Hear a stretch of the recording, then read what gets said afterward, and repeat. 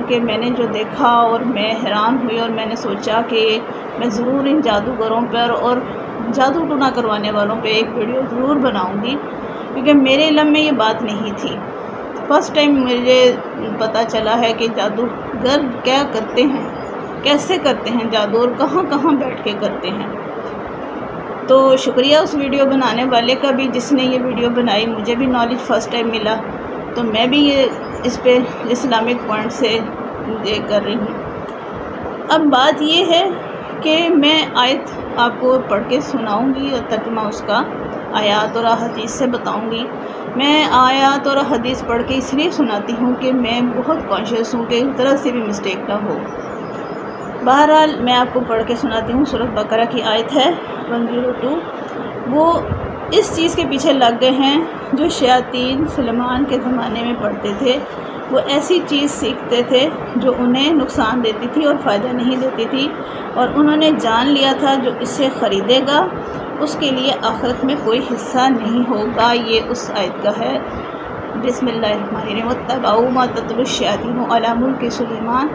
وما کفر سلیمان ولکن الشیاطین کفروا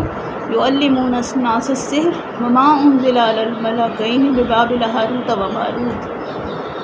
کہ حضرت سلیمان ایک پیغمبر تھے، انہوں نے جادو ٹونا کیوں سکھانا تھا کسی کو؟ انہوں نے یہ جادو ٹونا اور ایسے عملیات نہیں سکھائے، انہوں نے تو بلکہ ان چیزوں کو ختم فرمایا، شیاطین کو قید کیا، ان کو سزائیں دیں، اور یہ الزام اتنا بڑا ایلنج لگا دیا گیا ان پہ کہ انہوں نے جادو ٹونا سکھایا، کیونکہ ان کے جو تخت تھا اس کے نیچے سے کچھ ایسی چیزیں برآمد ہوئیں جو انہوں نے جو تھی بطور اس چیز سے کہ یہ لوگ اس چیز کو اختیار نہ کر لیں، انہوں نے اس کو دبا دیا، اور وہیں سے انہوں نے جو ہے نا وہ اٹھا کے تو اس کا الزام الٹا حضرت سلیمان پہ لگا دیا، جو کہ شیاطین کی کارستانی تھی کہ انہوں نے وہ چیزیں بنائی تھیں اور حضرت سلیمان نے وہ لوگوں سے پوشیدہ کروائی تھیں تاکہ وہ اختیار نہ کر لیں۔ تو یہ ہے کہ یہ اللہ کی طرف سے آزمائش اتری ہے اور تا قیامت اتری ہے، کیونکہ اس کے نتائج بڑے خطرناک ہونے والے تھے۔ لوگوں نے قتل بھی کرنے تھے اس ذریعے سے، لوگوں نے دوسروں کو نقصان بھی پہنچانا تھا، لوگوں نے اس سائلنٹ طریقے سے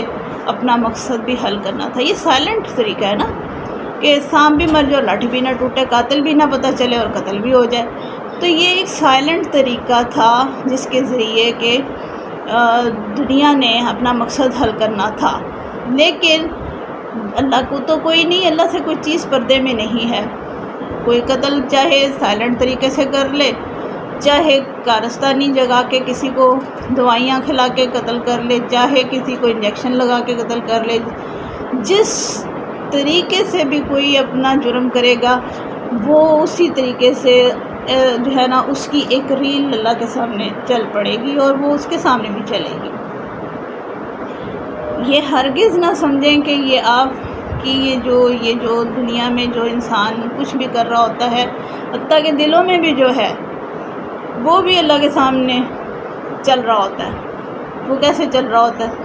کیونکہ ہمارے اندر بھی ایک چپ لگی ہوئی ہے، جو چپ ہمیں اینڈ پہ بتائی جائے گی، دی جائے گی، جو ہمارے اندر کیمرہ فٹ ہے۔ وہ کیمرہ اس طرح کا کیمرہ نہیں ہے، وہ کیمرہ ہمارے اندر کی سوچ کا کیمرہ ہے، ہمارے قلب میں ایک کیمرہ ہے، ہڈن کیمراز ہیں جو لگے ہوئے ہیں، ہماری باڈی کے اندر بھی کیمراز ہیں جو ہمیں آخرت میں نظر آئیں گے۔ ہمارے ہاتھ بولیں گے، زبان بند ہو جائے گی، آنکھیں بولیں گی، کان بولیں گے، پاؤں بولیں گے، یہ چیزیں بولیں گی تو پھر ہمیں سمجھ آئے گی کہ اوہو یہ تو ہمارے وجود ہی ہمارے خلاف ہے، یہ ہمارے اندر کی جو ہے نا ویڈیوز کب سے بن رہی تھی، جب سے ہم پیدا ہوئے تھے۔ تو یہ ہے کہ سورت ایک جگہ پہ جو ہے نا یہ فرمایا ہے، اور جادوگر جہاں بھی جائے کامیاب نہیں ہوتا۔ جادوگر کا ظاہر ایک برائی کا ایک اینڈ ہے نا، جب جادوگر جادو کرتا ہی جائے گا، لاکھوں لے کے کرتا ہی جائے گا، کسی نہ کسی دن ایکسپوز ہو جائے گا، یا پھر وہ اپنی موت آپ ہو جائے گا، یا پھر وہ اس کو خدائی آفت ضرور گھیرے گی، کیونکہ اللہ کا وعدہ ہے کہ جب کوئی شیطنت، جب کوئی حرام، جب کوئی چیز ایسی حد سے زیادہ تجاوز کر جاتی ہے، پھر اس کا اینڈ انجام اس پر اللہ کا کوڑا آ کے برستا ہی ہے۔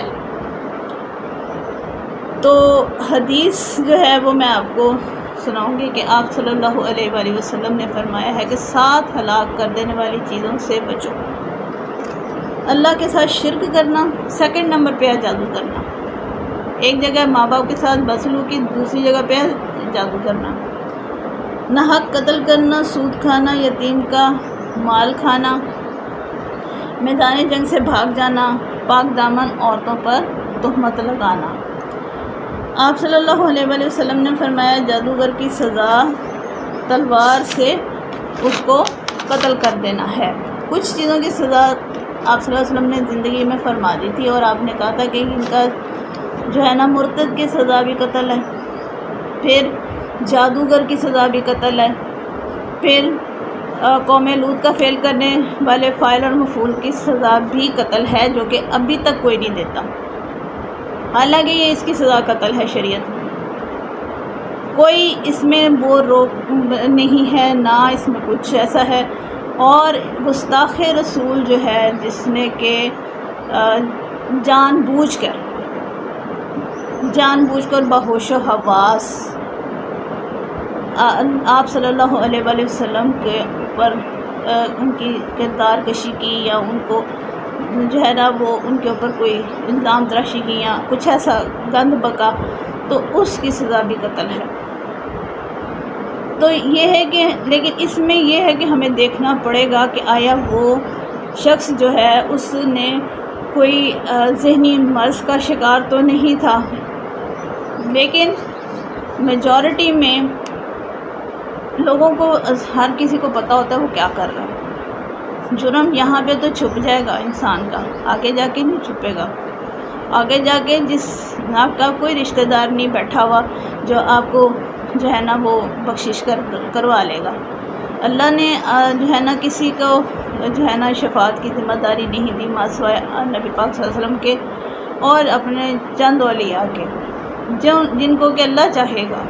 اس میں بھی اگر اللہ چاہے گا، اور وہ بھی ان لوگوں کو جن کو کہ چانسز ہوں گے بخشے جانے کے، یہ نہیں کہ فری میں ٹکٹ مل گیا چلیں۔ باقی یہ ہے کہ جو ان جادوگروں کے عملیات ہیں یا جو ان کی خطرناک باتیں ہیں، ان سے بچنے کے لیے ہمیں کرنا کیا چاہیے؟ تو ان سے بچنے کے لیے ہمیں اب ایک تو یہ ہے کہ جب بچہ پیدا ہو تو ماؤں کو چاہیے ان کے پاس تلاوت، اذان، اذکار کا اہتمام کریں، کیونکہ جب والدہ کے 40 دن تقریباً وہ ناپاک ہوتی ہے،